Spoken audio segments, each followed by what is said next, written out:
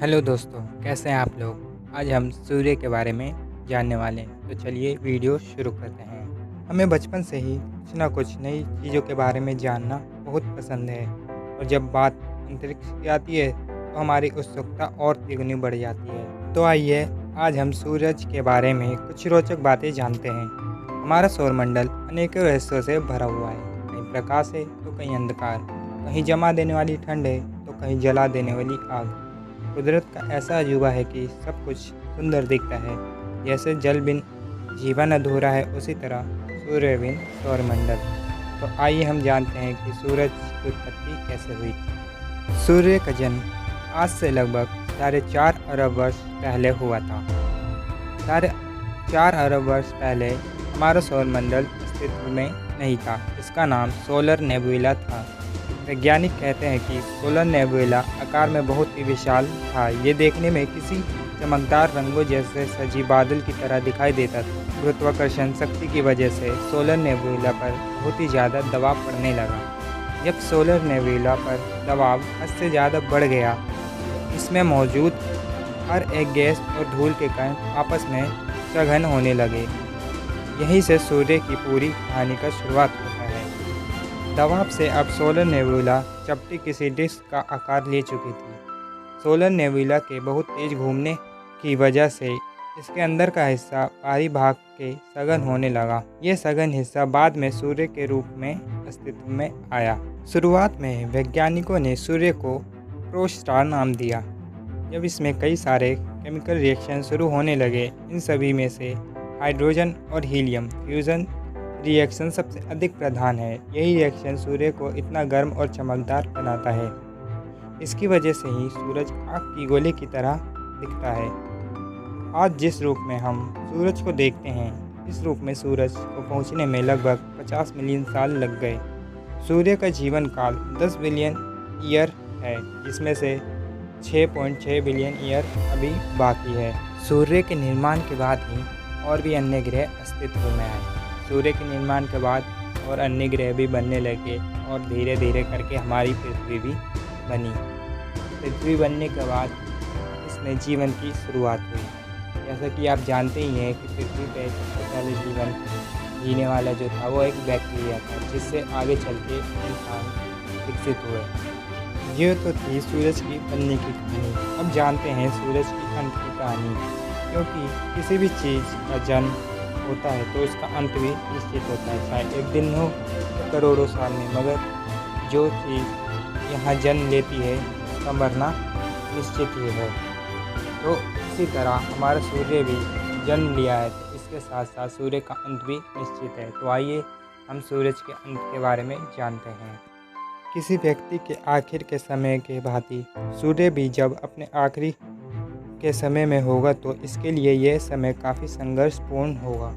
ये समय सूरज के जीवन काल में सबसे कठिन और जटिल समय होगा। इस जटिल समय का आकलन वैज्ञानिकों ने 140 मिलियन सालों का लगाया है। अब हम सूर्य के अंत के बारे में जानने वाले हैं। तो इससे पहले सूर्य के अंदर होने वाले केमिकल रिएक्शन और सूर्य के स्ट्रक्चर के बारे में अच्छी तरह जान लेते हैं। मुख्य रूप से सूरज के दो हिस्से होते हैं। पहला इसका ऊपरी सतह जो हाइड्रोजन से बना होता है, और दूसरा कोर जो हीलियम से बना होता है। ये दोनों हिस्से जो होते हैं, ये दो लेयर के भांति आपस में जुड़े होते हैं।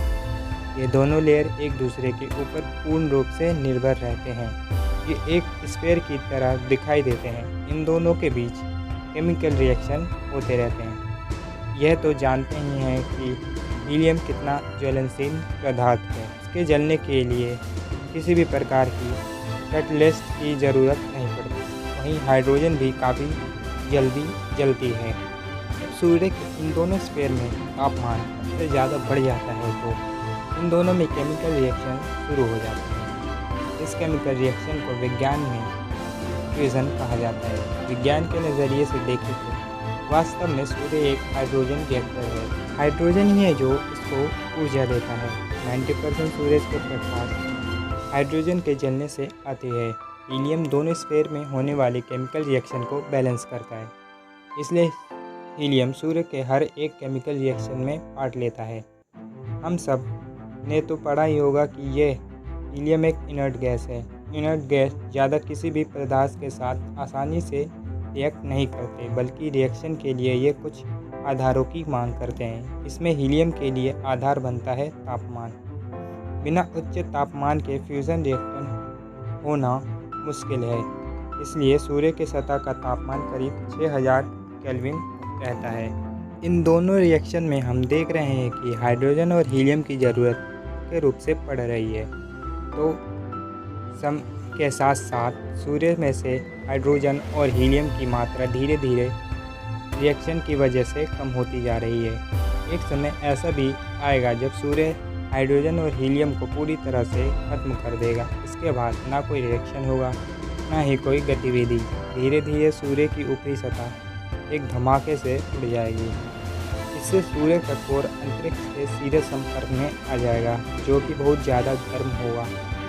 समय के चलते कोर को लाल रंग रेड जाइंट का होगा, वह वाइट ड्रॉप में बदल जाएगा और ये एक सूर्य का पूर्ण अंत हो जाएगा। अब जब सूर्य का अंत हो जाएगा तो सूर्य से जुड़ी सभी सवालों का भी अंत हो जाएगा। अब हम जानते हैं कि हमारे सौरमंडल में 8 ग्रह सूर्य की वजह से ही अपनी कक्षाओं में परिक्रमा करते रहते हैं।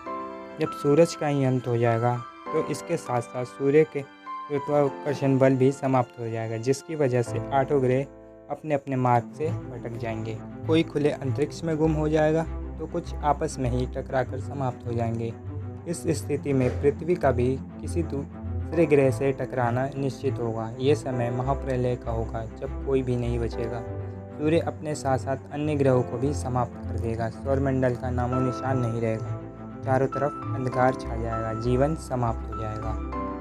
तो आपको सूर्य के बारे में ये जानकारी कैसी लगी, आप कमेंट करके ज़रूर बताइएगा।